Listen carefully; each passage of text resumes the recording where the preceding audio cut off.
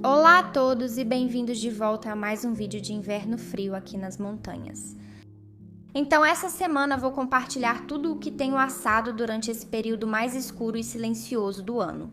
E espero que isso inspire você a preparar algo aconchegante para si mesma. Eu te convido a respirar fundo, preparar uma xícara de chá e aproveitar este vídeo calmo e tranquilo de receitas de inverno. Primeiro, vou te mostrar como misturar a massa para pão de fermentação natural. Estou fazendo 2 pães diferentes, um é pão de fermentação natural com chocolate, cereja azeda e noz, e o outro é pão de cranberry com noz. O segredo para fazer o melhor pão de fermentação natural que você vai comer na vida é fazer uma autólise bem longa no começo. Então, basicamente, isso significa que você mistura a farinha e a água, sem fermento natural nem sal, e deixa essa mistura descansar por cerca de 2 a 4 horas. E fazer isso permite que a farinha hidrate completamente, além de iniciar naturalmente o desenvolvimento do glúten e, na minha opinião, faz o pão ficar muito mais saboroso no geral. Depois de algumas horas é quando eu adiciono o meu fermento natural. E pode ser um pouco difícil misturar o fermento nesse ponto, mas você só precisa apertar a massa e combinar tudo. E eu vou deixar isso descansar por 30 minutos a 1 hora, enquanto eu deixo minhas frutas secas de molho. E então agora na primeira dobra da massa eu vou adicionar as frutas secas, as nozes e o sal, e misturar tudo isso muito bem.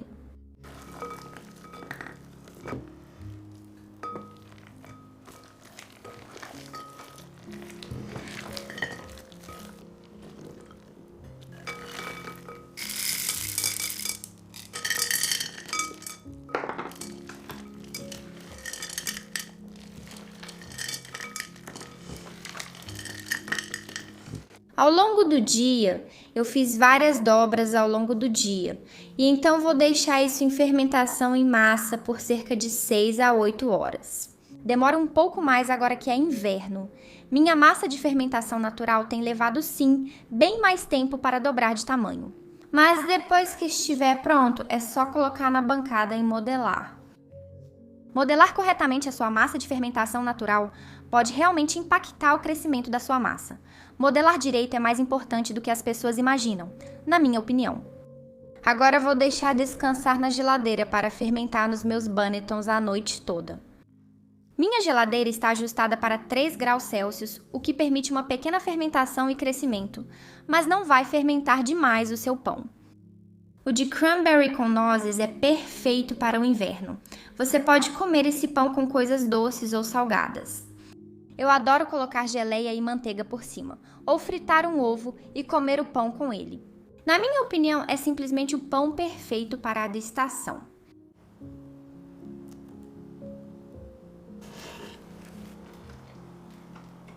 Certo, então a próxima coisa que vou mostrar para vocês são os pãezinhos de cardamomo, que, ai meu Deus, gente, eu amo esses pãezinhos demais. Eu faço eles todo inverno. Eles são uma receita de família e eu gosto muito deles porque não são muito doces. E o cardamomo cardamomo é a minha especiaria favorita de todas. Hoje estou usando fermento biológico para crescer a massa, mas você pode usar fermento natural sem problemas.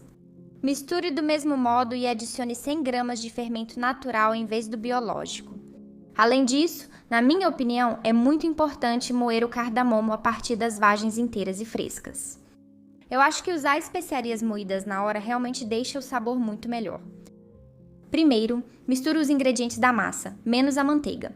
Depois, coloco na bancada e incorporo a manteiga enquanto sovo o pão. Depois que a manteiga estiver completamente incorporada, eu deixo a massa descansar por cerca de 10 a 20 minutos e então sovo novamente por bastante tempo. Você pode colocar a massa na sua batedeira com o gancho para massas e sovar lá por uns 5 a 10 minutos. Você quer que ela fique bem macia e não grude mais nada nas mãos. A massa deve passar no teste do véu, que basicamente significa que, quando você puxa, ela estica tanto que você quase consegue ver através dela. Se a massa rasgar ou romper quando você fizer isso, significa que ela ainda não está pronta, você precisa deixá-la descansar por uns 10 minutos e depois sovar por mais tempo. E agora eu só estou fazendo o recheio, misturando um pouco de manteiga amolecida, açúcar mascavo, canela e um pouco mais de cardamomo. E quando a massa dobrar de tamanho, eu corto exatamente ao meio e abro cada metade em um retângulo. E então eu vou espalhar o recheio por todo um dos retângulos e depois colocar o outro retângulo de massa por cima e pressionar. Você pode usar o seu rolo de massa para juntar as duas partes da massa. E então você só precisa cortar em tiras longas, não precisa ser exato. Além disso, você pode modelar isso do jeito que quiser, de verdade. Pessoalmente, eu gosto de pegar uma das tiras e torcer algumas vezes. E então eu só enrolo ao redor dos meus dedos 2 vezes e depois coloco a ponta no centro do rolinho. E eu vou deixar isso descansar na assadeira por algumas horas para ficar bem fofinho. E então você vai querer pincelar o topo deles com um pouco de ovo misturado com um pouquinho de leite ou creme. Eu também polvilhei um pouco de açúcar perolado por cima. Isso é opcional, mas deixa eles realmente bonitos. Você pode congelar esses e depois tirar um de cada vez para comer de manhã ou à tarde, com café. É muito importante comer esses com café, porque eu acho que os sabores se complementam muito bem.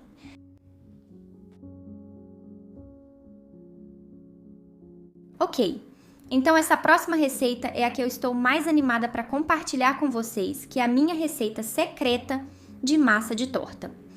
Essa é a melhor massa de torta que você vai comer na vida, e eu realmente prometo isso para você. Então, o mais importante é que você use uma manteiga com alto teor de gordura, que é chamada de manteiga estilo europeu. A manteiga americana tem 80% de gordura. Nós queremos algo mais próximo de 85% de gordura.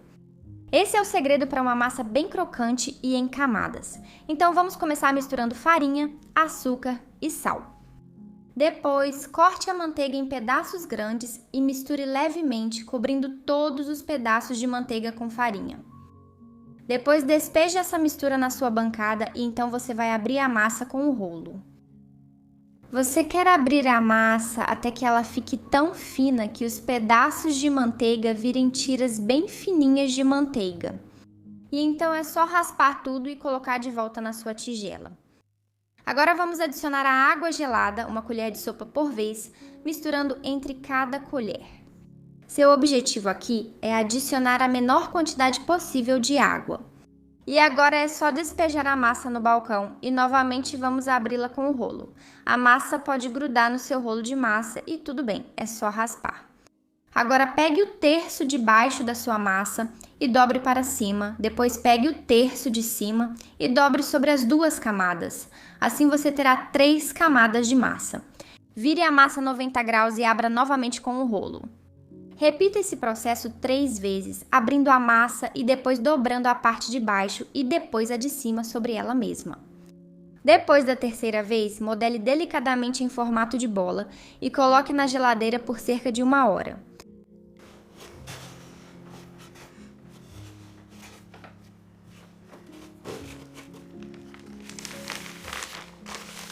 Depois que estiver gelada, vamos abrir a massa. Para essa torta, que é uma torta de creme, eu preciso pré-assar a massa. Isso não é um problema. Pré-assar pode parecer intimidador, mas eu prometo para vocês, é realmente fácil. Você só precisa colocar a massa na forma de torta, apertar as bordas da massa e também furar o fundo com um garfo para o vapor sair. E aí você amassa um pedaço de papel manteiga e coloca dentro da torta. Junto com alguns feijões, eu reutilizo os mesmos feijões toda vez que faço uma torta. Eu asso isso por 15 minutos a 375 graus e depois retiro os feijões e continuo assando por mais 5 a 10 minutos até ficar dourado.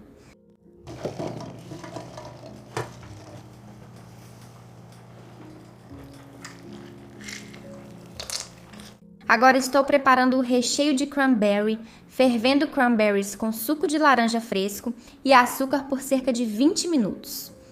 Depois eu tiro do fogo e misturo um pouco de amido de milho para ajudar a engrossar e deixo esfriar na geladeira. O recheio disso é super fácil, você só precisa bater cream cheese, um pouco de mel e chantilly juntos até virar um creme leve e fofo.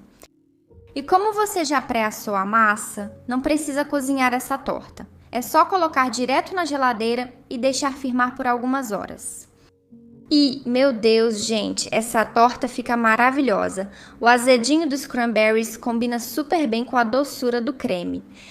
Certo? Então a próxima coisa que vou fazer é bolo de laranja, que na verdade é uma receita da minha bisavó, que ela herdou da mãe dela.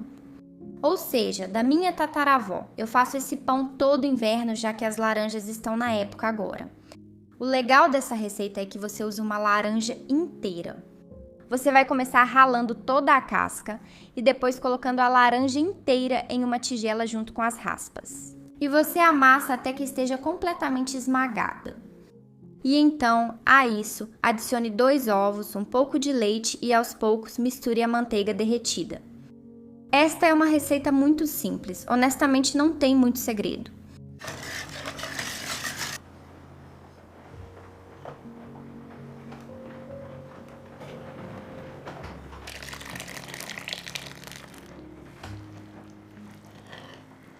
Minha mãe me contou que quando era criança, quando a avó dela fazia esse pão, eles cortavam em fatias bem finas e depois torravam no forno, e então passavam manteiga por cima.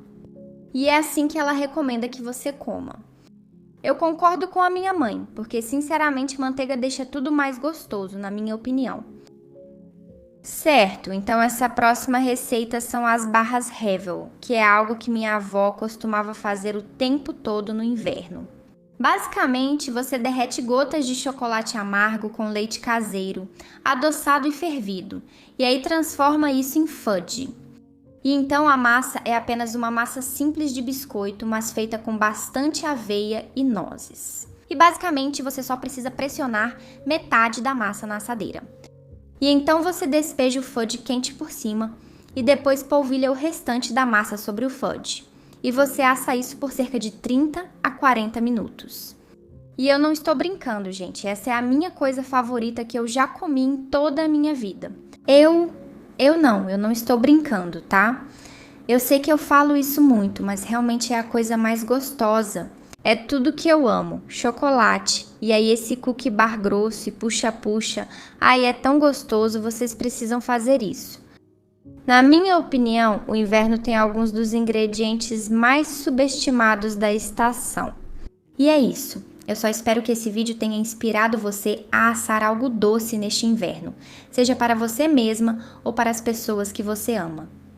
Muito obrigada por assistirem a esse vídeo e eu vejo vocês na próxima semana, tá bom? Tchau, tchau!